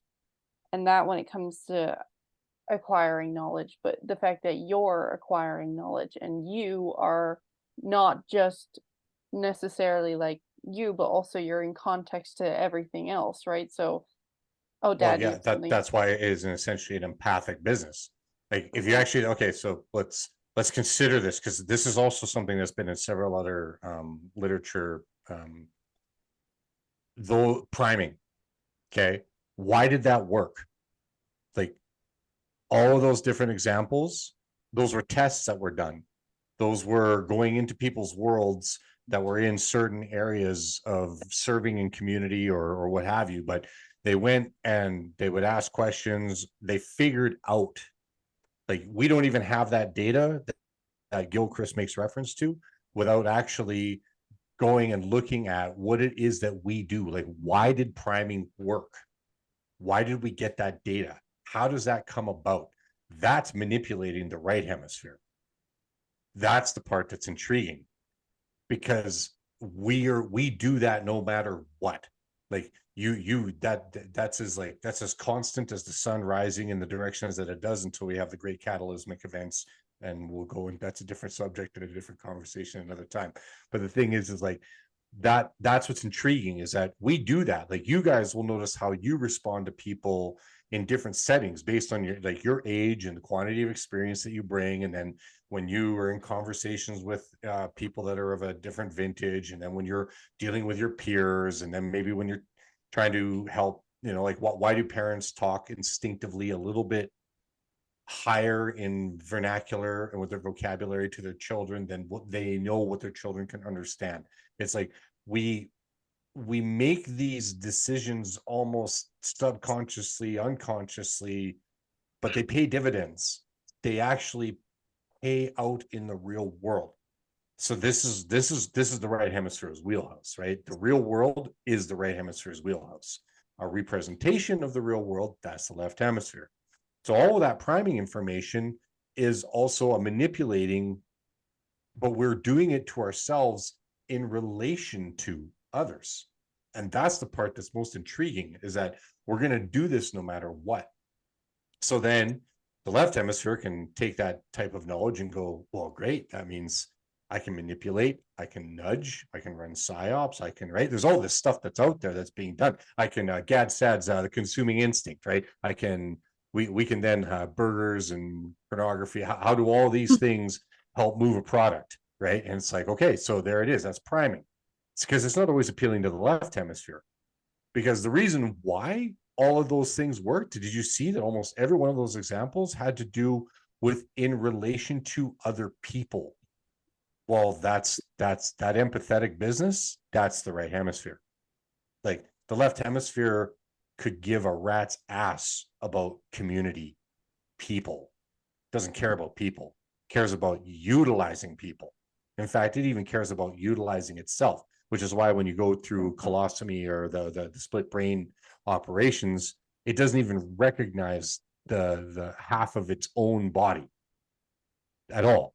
So, but not the right hemisphere. Right hemisphere has got that all in consideration. So that means that the minute that you're bringing in priming of other people, I mean, it's why certain things worked during the you're killing grandma, go get a, you know what I mean? And it's like, okay, that's priming, that's appealing to the right hemisphere, and the potential for the unknown. The right hemisphere brings the left hemisphere into exploring the other. The one thing about the other, though, is that it's vague. It's out there. There's a mystery, and it has to be approached with faith and a certain amount of courage, with fear. Like, the right hemisphere would like to have the neuroticism of the left hemisphere involved in the process, but as a whole, not as the means for moving the whole flock, if you're catching what I'm saying. But just something to consider when those type of examples show up, because it's for all the things, like, you know, it's like Gilchrist says, even in his own work, for all this, the way this gets set up, you'd almost think, well, we should just lobotomize the left hemisphere. And it's like, no. The right hemisphere can get manipulated too. They can get totally manipulated, because its weakness is potential. Like, period. That's its weakness. That's why it can get manipulated into doing things where the left hemisphere is like, I wouldn't make that mistake because nobody manipulates me. I manipulate everybody. Right? And meanwhile, the right hemisphere is like, what? I mean, is it really necessary to manipulate everybody? I mean, we should probably allow them to have a say in the matter. And then, if you understand that this is constantly flowing within you, and this is why you're like, oh no, I need the left hemisphere on occasion to give no. Why are we saying no? I don't know. Something doesn't smell right. Right hemisphere says something doesn't smell right. Left hemisphere is just going no. You know, and so these are important things to consider, even when we're doing what we're doing, to be able to draw out and give something to anyone that's actually going to take the time to watch these videos of our family disseminating information and trying to become better versions of ourselves off of the brilliance of others, which we have to do because we got to negotiate with others to find the best version of ourselves. It's just something to keep in mind. Yeah, this screenshot that I have right here, which Macy, I will get you to read. It's 173 on here. I might be a little bit off for you, but it's activity and passivity, and it expands upon what Dad just said, because that's the moral of the story, and that's the left hemisphere point of the book, which he did have, because otherwise he wouldn't have written it. You know, we would get another right hemisphere in the world that doesn't take a moment to, you know, stop, smell the roses. They would just keep going. But he took a moment to write the book for us plebs, so we can. Quid pro quo. You do stop to smell the roses. You just wouldn't write a sonnet about it. Okay, there you go. I think his point is a very good point. Sure, I can read it. Sure, you can go. You can take us home then. I mean, like, I was really tempted to read Belief, though, so part of me is like kind of not wanting to leave without reading that one. But which one do you want to do first, this one or Belief? It is 10 to 8. Okay, screw it. We'll just do this one in the conclusion. In the nature of the right hemisphere, we're about to talk passivity and activity, and sometimes the thing is to not be active. That's So we're gonna let it go. That's what I'm saying. That's what I did. Yeah. I got you. I got that. Look at us. Okay. Activity and passivity. I described as apparently passive the openness of the right hemisphere to whatever is.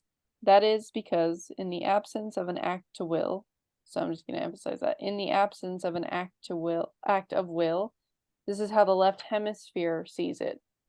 But there is a wise passivity that enables things to come about less by what is done than by what is not done. That opens up possibility where activity closes it down. The dichotomy between activity and passivity comes about from the standpoint of a need for control.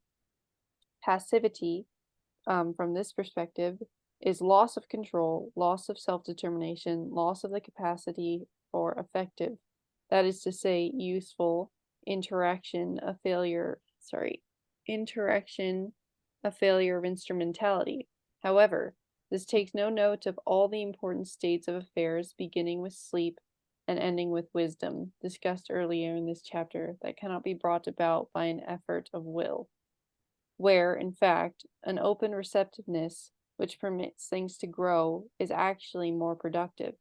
It is something like that, like what Keats described as negative capability, that characteristic of a man of achievement, namely, when a man is capable of being in uncertainties, mysteries, doubts, without any irritable reaching after fact and reason.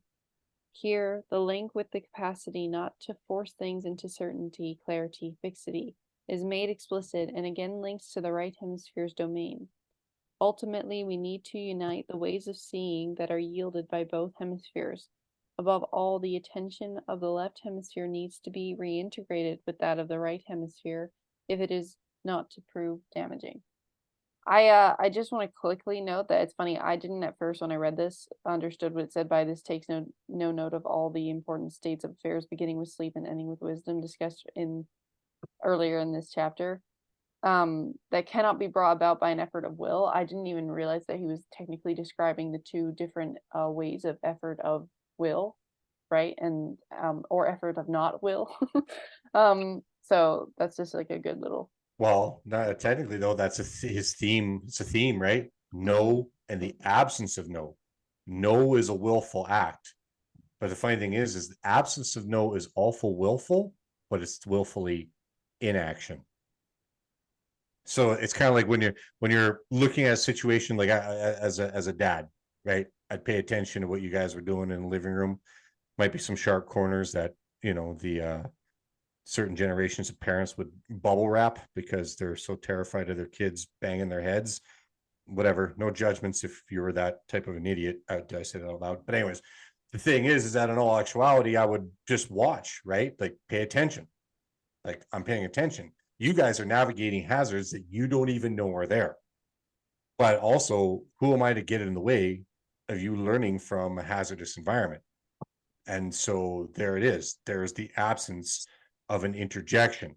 It's letting go of the kid on the bike in order to watch them wobble and maybe fall over without training wheels, skin their knee, bang their elbow, hell, maybe even bump their head. And I've seen helmets not help a skull get ricocheted off of concrete.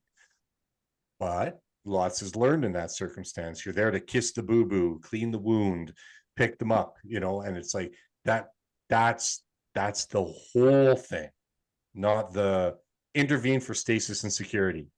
No. It's like, what's that line from Finding Nemo? It's like, you can't do these things in Nemo. It's like, well, yeah, but if you couldn't do anything, then nothing would happen. Like I'm murdering it, but essentially that's the whole point, is that you have to allow for things to happen. You can't just constantly pull things into stasis like the left hemisphere wants. Certainty is stasis, and that's not life. Actually, I do have a question. It says, I described as apparently passive the openness of the right hemisphere to whatever is, right? Then it says that is because in the absence of an active will, this is how the left hemisphere sees it. So in the absence of an active will, the left hemisphere sees what the right hemisphere as apparently passive. The left hemisphere has instinct to act. Always. It's like, how often will the left hemisphere openly allow for that which it does not control or manipulate itself? If manipulation and power are the primary motives of the left hemisphere, those are both enactments of will. So it's like most of the engagement of your left hemisphere is to get something done specifically, whereas the right hemisphere is an encompassment. Potential means it's out of your control. Potential is everywhere and yet also within. Yeah, So- I highlighted it in blue because he says to the left hemisphere, passivity, no active will, not saying no, is a loss of control, as Dad was saying, loss of self-determination, loss of the capacity for effective, that is to say, useful interaction. It's a fail of instrumentality. And it's also it gets promulgated as weakness. That's why you get like the extreme of these gentlemen, forgetting the fellow that Sebastian Kyle was, Jocko, as well as that other fellow Goggins. Yes, thank you. Both of these guys, I would believe are extremists. Like they're extremists of left hemisphere. It's the kind of, you're not weak, you're strong. You can do these things. You should be doing 500 push-ups and run a mile, because if you're not, it's like, okay. Like, great. That's great. So you think by running that strategy and foisting it upon the shoulders of a yoke onto every other human being, that they should be doing this thing. And if they don't do this thing, then they are clearly not meeting a systemized box criteria of the essence of masculinity. It's like, good for you. You can bench 225 pounds 700 times. We let that pause go on forever because they see that as a sense of accomplishment. And it's like, this has nothing to do with life. It's something that gets your body strong to take on life. So that's great that you do those things, but it's all the other stuff, that all the in-betweenness, the space of silence between the notes, and then the notes, and then the ability to play the notes, respond to the notes, then do it with somebody else. It's like just because you leave somebody in the dust because of your physical prowess and capabilities, great, you just left a fellow human being in the dust. Whatever happened to a little sense of togetherness, some community, and be like, I know that I can leave you in the dust, but I'm with you. Like, you're my friend, you're my fellow human being, you're my partner in this circumstance. We're doing this thing together. So part of the live thing is we do it together. It doesn't always have to be about competition, although we're also not going to throw competition. That's the baby with the bathwater. We're not going to do that too, because you should be strong and capable. If you're getting my feel for what I'm getting at, the thing is the left hemisphere sees it loss of control, out of its will, a sign of weakness, and it's like, yep, great. So all of that is still left hemisphere philosophy, and it's not considering it. There it is, right there. That's the sentence. It's not considering. Yep. I was gonna say, you just like say that. Yeah, we had an example of that in one of our first discussions when Noah joined us, and she had asked if, the left hemisphere was just a lazier version of the right. And some people immediately jumped in and said no. And then others were more inclined to have the absence of no, because although it's not right, it's not entirely wrong. So it's understanding that that statement, even her asking the question, was the step towards possibility, which is why you don't want to shut it down and say no, because then you're discouraging the movement of which she is chosen to take. So it's like her active will could lead to what the left hemisphere would call the passivity and the possibility of what comes next. And it's definitely contextual, because there are even people that look at passivity. It's like, okay, so you're not telling this person no, which makes you agreeable. It's like there are definitely contexts where it is absolutely agreeability, but maybe the agreeability is because of an understanding of possibility. So it's just to, and that plays into, Dad, what you read us about how the left hemisphere is the faster reaction. Like, it'll act first by milliseconds, but that doesn't necessarily mean it's the more accurate of answers, although it will give an answer. The right hemisphere will wait, what we kind of around the house called the devil's advocate, because it's considering the other potentials that could arise. And it's usually because of that passivity, that waiting, the absence of no, that you get the more accurate answer, because it's not snap, make it happen. It's why the term arise. It comes from somewhere deep. It comes up. That's us. That is why we transcend limits to growth. It's why human beings' potential is infinite. And just like our planet, we have no idea what our planet's capabilities are, because we don't know. There's more about our planet. We know more about looking off into space than we do in our own oceans. Like, can't even drill that deep. It's like there's something that arises, and that comes with being patient. That comes with consideration. That comes with careful observation. And you want the left hemisphere to give you some laser focus, And then you take that and you go, now with this understanding, let us ponder on this. Let us think. Let us consider, think it through. And it's like, there's always a little more. Doesn't mean like, oh, you could get so there's more that it becomes inaction. But the thing is that the world won't let you do that anyway. Like life just doesn't let you do that anyway. And I think that's the reason why the right hemisphere can be far more patient with things than the left hemisphere. It's why the youth get weaponized. You're impatient, imprudent, and you want to save the world, and it needs to be now, damn it. And yet when you get a little older, you're like, yeah, it didn't really play out that way, and I'm still here. Like the old fogies, they got through your impatient, impertinent, youthful hubris because they were that too once, and they're still here. Now, that doesn't mean that they know everything in a bag of chips. Most of them will tell you, the more I've learned, the more I know nothing. But that means that we'll all be there too at one point, because that's when you realize there's so much more than you. Always has been, always will be. And that's where the respect for God, that place of unknown. This is important. This is very, very, very important.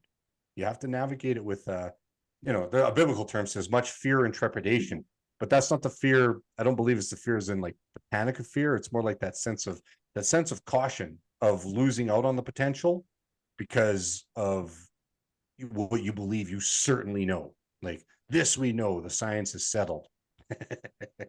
Yeah, okay, science is settled, huh? It makes me think that and this was like again the relationship with even these different words, because of the embodied concept that they are representing, is changing, and I can like tell that within myself. And so when he's talking about passivity, just because I know we're dwelling here just for a bit, but when he talks about passivity as this the left hemisphere seeing as this loss of control and all that fun jazz, right? It's like he was relating that to like when he first described it as apparently passive, he was talking actually about, and I'll just read this here, you don't really need to scroll to it, but it says newness, a related concept, is similarly distinct in its hemisphere specific meanings. In one sense, it is precisely the return from left hemisphere familiarity to right hemisphere familiarity, from inauthenticity to authenticity. It cannot be willed, though it might be much desired. It requires an apparently passive, patient openness to whatever is, which allows us to see it as which allows us to see it as if for the very first time, and leads to what Heidegger called radical astonishment before the world. And when he describes this apparently passive and how the left hemisphere would see it as this loss of control, weakness, right? My brain went to, well, I kind of see it as willfully passive, and willfully not in the sense of left hemisphere willfully, because he also has an entire section of how there's different ways of wills as well. And there's one little sentence where he says, willing like believing, which with which I think it shares some properties, is thus better thought of as a matter of a disposition towards the world. And there's another section related to disposition and belief, but when I say that I feel like it's a willful passivity, I mean that in the sense of how you would describe belief, where it's not because I think such and such about this thing to be the case, but I cannot be certain. It's more so I am acting and engaging in a reciprocal relationship of this thing, and it's not that I feel like I can't know, but at the same time, yes, it is that feeling of like I feel like I can't know, but it's almost like, again, the possibility, right? And that carries forward why I'm describing it as willfully passive. But I just kind of wanted to put my brain on that. But yeah, that actually responds to, I think this is where we'll call it. This will be the last screenshot. I'm gonna dictate that. It is said and done. I don't have a gavel, but here we are. And who wants to take it home? I think this touches on what you said and what Dad says, and it's a really good way of closing. I think I kind of want Cyril to take it home because he just I do too. shook his head no. So I'm like, nah, man, you ain't getting away that easy. Wait, do this to myself. Sorry, what am I reading again? Just what's on the screen, Okay. nothing more, nothing less. Right. This helps illuminate belief in God. This is not reducible to a question of a factual answer to the question, does God exist? Assuming for the moment that the expression a factual answer has a meaning, it is having an attitude, holding a disposition towards the world, whereby that world, as it comes into being for me, is one of which God belongs. The belief alters the world, but also alters me. It is true that God exists. Truth is a disposition, one of being true to someone or something. One cannot believe it is in nothing and thus avoid belief altogether, simply because one cannot have no disposition towards the world, that being in it of itself a disposition. Some people choose to believe in a materialism. They act as if such a philosophy were true. This gives something? No, okay. The answer to the question whether God exists only could come from my acting as if God is, in this way being true to God and experiencing God or not, as the case might be, as true to me. If I am a believer, I have to believe in God, and God, if he exists, has to believe in me. Rather like Asher's hands, the belief must rise reciprocally, not by a linear process of reasoning. This acting as if is not a sort of cop-out, an admission that really one does not believe that one pretends to believe. Quite the opposite, as Hans Weininger understood. All knowledge, particularly scientific knowledge, is no more than an acting as if certain models were, for the time being, true.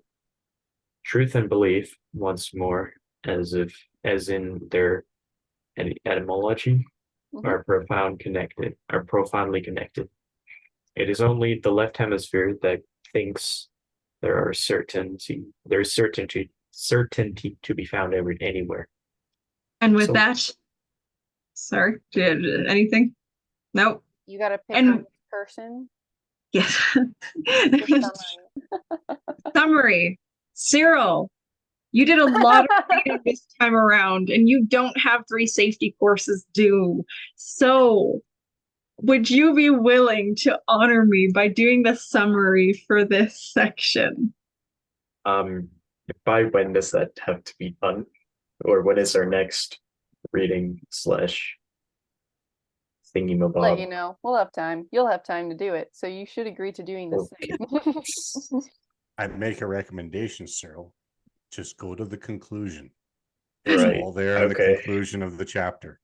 And you All could right. literally paraphrase or even just pick out like 5 things out of the conclusion and you will do very well. Gilchrist's conclusions are masterfully written, so you can totally cheat. All right. Just go to the conclusion, And because we pick didn't out read 5 it, key points. it's gonna be new to people. So it'll Perfect, still perfect. hold its That's right. substance. Go to the conclusion, brother. I'm helping you out. I'm giving you a goal. All right.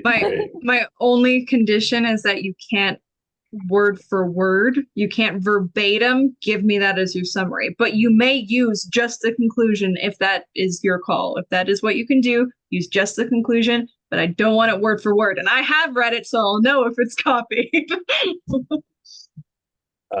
So I can't just copy and paste it. No, you have No. to formulate an All right, opinion, Cyril. You need an I'll opinion. try. Okay. I'll give it a shot. I'm not saying it's going to be a good shot. I'm saying it's going to be a shot. It'll be your shot, and that is the point. That's all we care Sure. about. Okay, so to take us off, Macy's favorite thing, sustained attention. Everybody, I'm gonna need one thing that really hit home for you today out of today's discussion. And I guess I'll go first since I'm the one bringing it up and I don't want to put anybody on the spot. But I'm putting myself on the spot, which still sucks. So I'm gonna say it's probably um talking about the understanding our own brains in the left hemisphere, going right, left, right, and using the tools of the left, um, understanding my own process and how I can get caught in the left, or even if I do get back to right, sometimes I feel like I'm like dragging my my left hemisphere back so I can re-embody the experience. Such is the nature of language sometimes, so it's okay. That was a good takeaway for me. Um, so I can continue embodying for future paragraphs.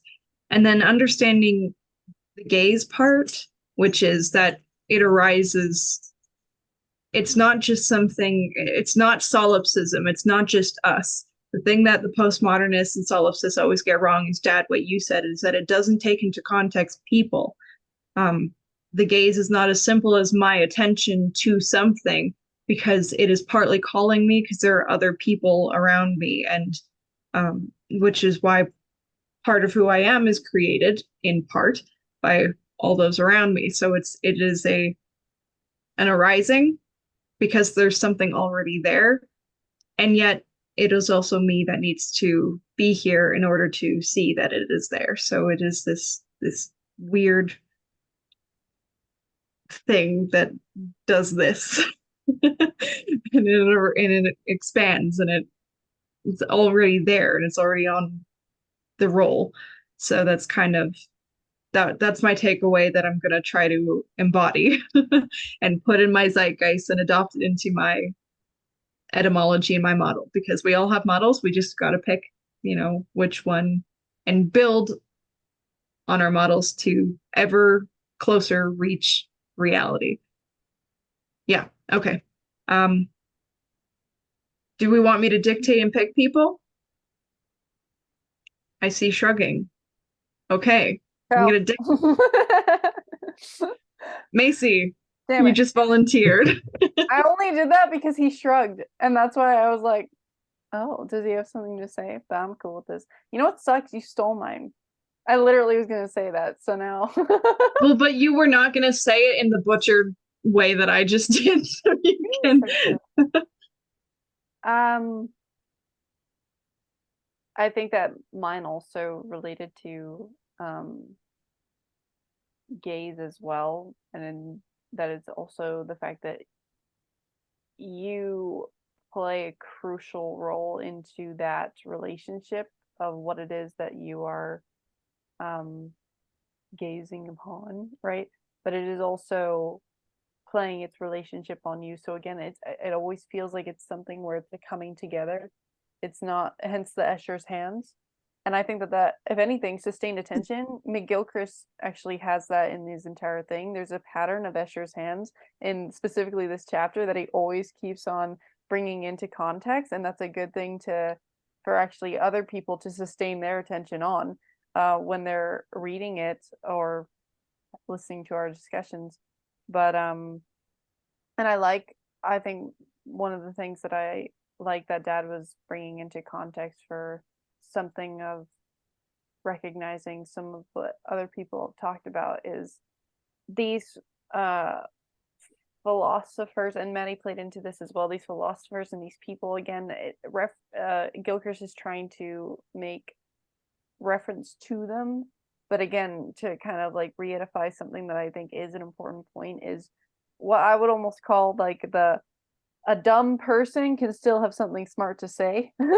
And more in the sense where there can be a context surrounding an individual and what it is that may or may not have impacted their lives, and I was paying attention. That could also be based on those stereotypes, right? Because they actually have a right hemispheric mode of attention, which is the empathic aspect to seeing things, to knowing things, because it's an embodiment, right? So even people like the Heideggers, or even he'll mention Jung, he'll mention Nietzsche, he'll mention Freud, just because these people have been manipulated, but because maybe very well they were actually practicing the right hemisphere, which actually I believe they were, because that is the embodiment, and then it can get molded to a different mold because of this thing, right?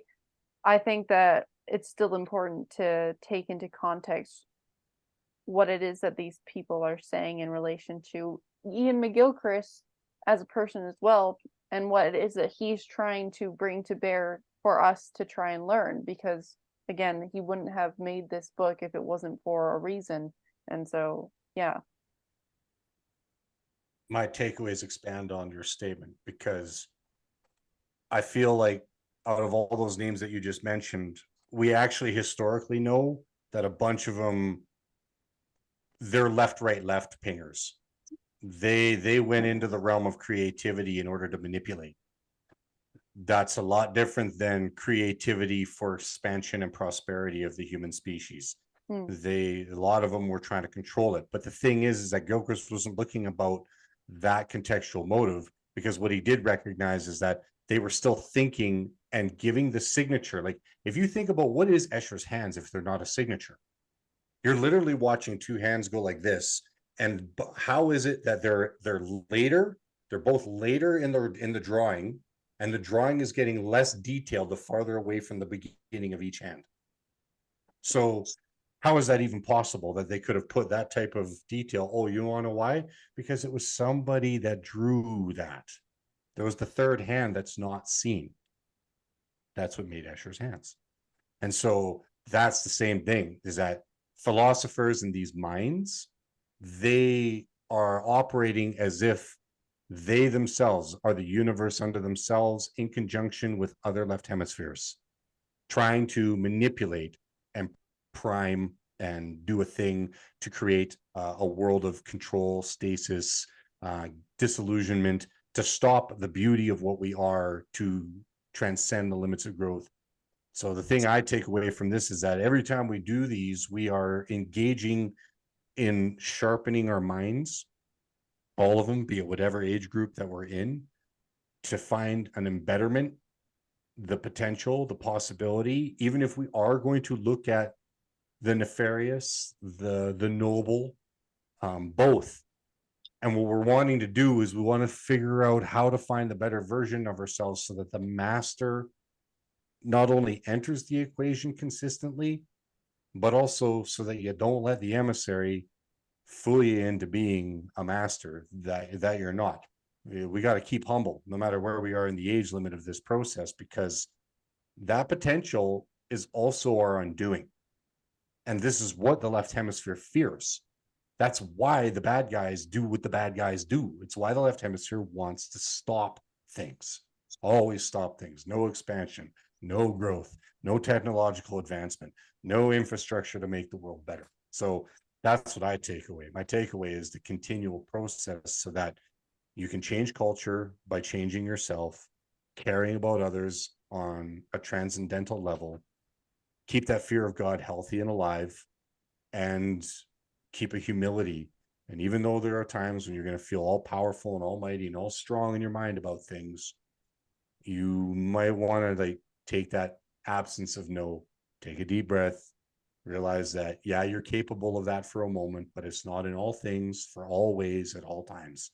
And then that way more considerations get brought into the equation. We're not always going to be good at it. We have tons of evidence through this literature and every other great work that's out there, but that's my 2 bits.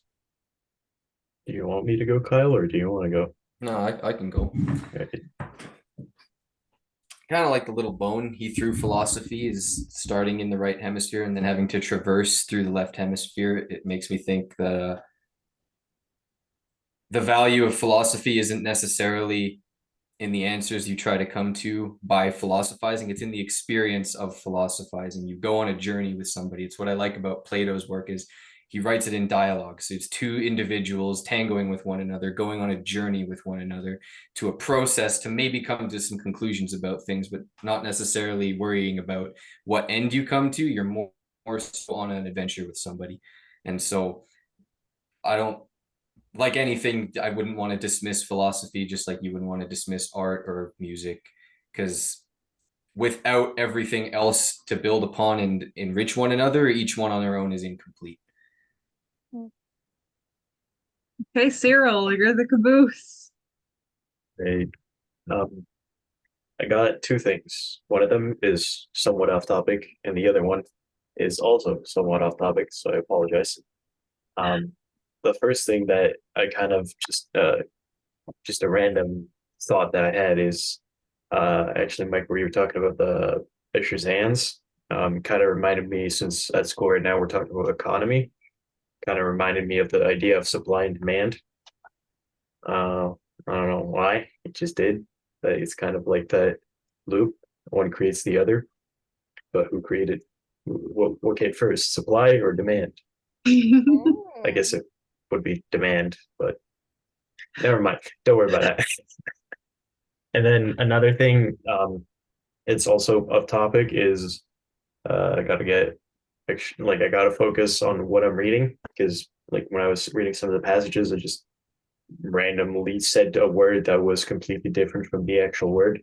And it's kind of just, I know why I do it. It's just like I'm reading this passage and then I see, oh, DET, and it ends with E. So I just automatically assume it means determine, but it means something completely different on paper. Well, it doesn't mean something different. It's just physically something different on paper. So I just got to slow down and actually focus on what I'm reading and not just try to skim through it. I like how Cyril basically embodied the gorilla thing then. He was so focused on the task that he missed the context as to what he's reading. Yeah. No, but he totally didn't. Otherwise, he couldn't have said that, because now his goal is a literal embodiment. He's going to perform the task better. He's going to read and actually attend consciously to the thing. And why is he going to do that? Because of everything that we discovered. Exactly. His subconscious right hemisphere picked up on all of it. Yeah, I love that. It's like, how the hell did I not see the gorilla? Now he's going to go back to the video looking for the gorilla. There you go. Probably. And now he's going to read every passage like a pro. I don't know about that. It still sounds like a third grade level reading. Let's start with a summary. Okay, everybody. Okay. Thank you for coming. Yep.